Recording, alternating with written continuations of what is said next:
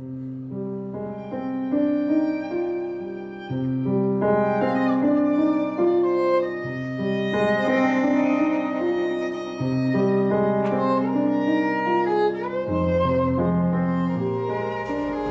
welcome to video 194 of the Urban Hangar Nights recap videos. Film from a slightly different angle this week because we are trying out a new stand that we've bought for filming the cycling tango dancers, which is a big selfie stick. It's a very big selfie stick. Anyway, today Wales announced the next lockdown, which will be the fire break lockdown, which will last for about 2 to 3 weeks and start on Friday At 6 p.m. at 6 p.m. So the class we decided to teach today was dancing in more tips and tricks for dancing in small spaces. So must be video 191. We did dancing in small spaces, and in that video we discussed what a small space actually is. So most people, when they consider a small space for dance and tango, consider it to be when you dance in a crowded milonga with lots of other people there.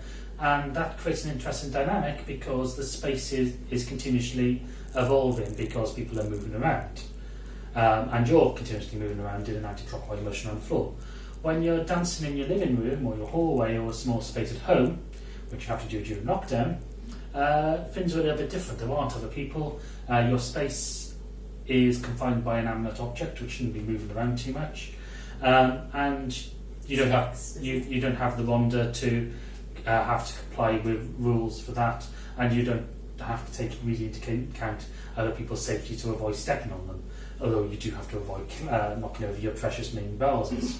So we've defined a small space for ourselves, limited on the right hand side by Alison's Balanceo shoe bag, and on my left by my Zappa Tango shoe bag, and a bottle of lemonade at the front, and obviously a wall at the back.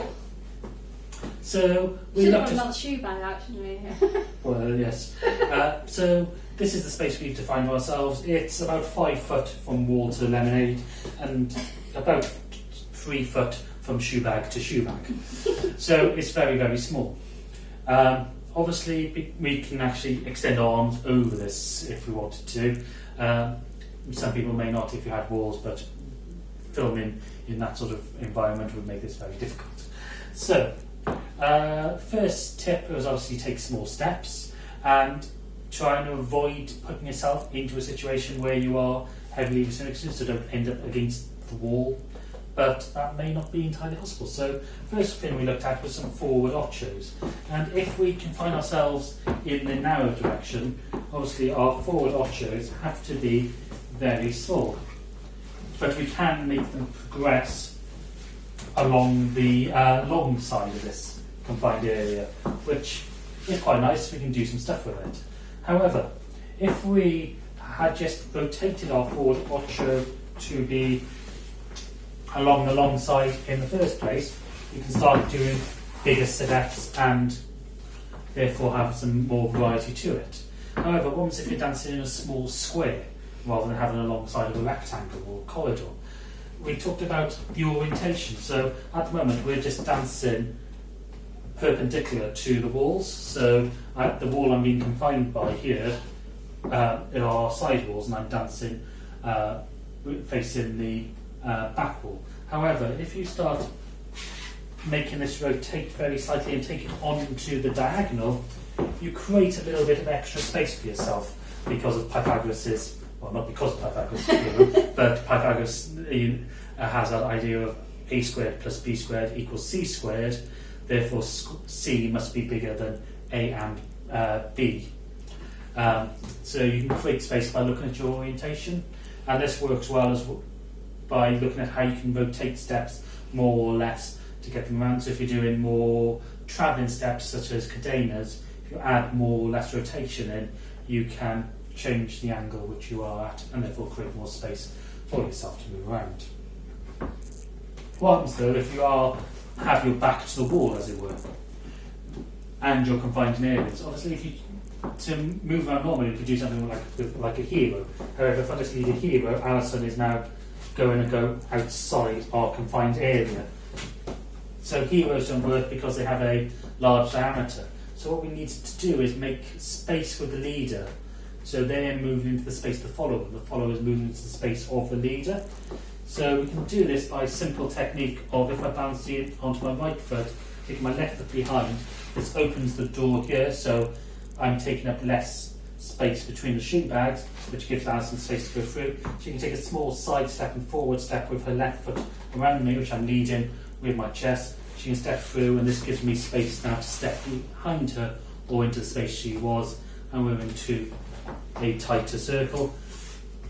This is very similar to a Media Luna, but in a Media Luna we normally have to come outside the follower, and again this will take us outside our space. So we're really looking for tight moves in this. Another option we've got, which this can lead into nicely, is just looking at things we can do stationary while doing this. So if I've got out of the way, I can put little blocks in. We can get shoe shines, even belayos, ganchos before she comes over. So we can create a dance out of these stationary fins. We can also look for things like the readers, if you wanted to do those as well. Cicadas, possibly, because that involves leaders stepping to the space behind the followers. It just depends on the space around and where you're orientated. So those are some nice ideas we can have. Other options is to actually, even if you're limited by space, don't get limited by style of dance. If we are to find a space, actually step back and do something like a modern jive, change of spaces. This again is very familiar to modern jive dancers. It's the idea of slotting. We can come together, we can do things like blues, even sort of a chowdery type things where we're much closer in the lower body. So there's options there as well in fusion. We took some fusion last week. Mm-hmm.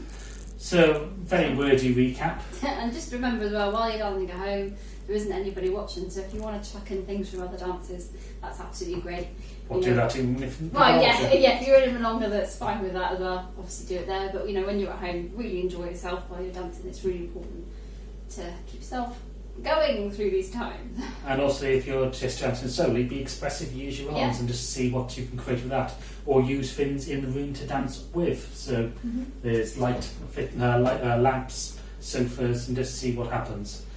Anyway, thank you for watching. Keep yourself safe and your family safe, and we hope to see you again soon. Obviously, please like the Facebook page, subscribe to our YouTube channel, like those. Obviously, if you're watching this anyway, we assume you have the intelligence to do that anyway.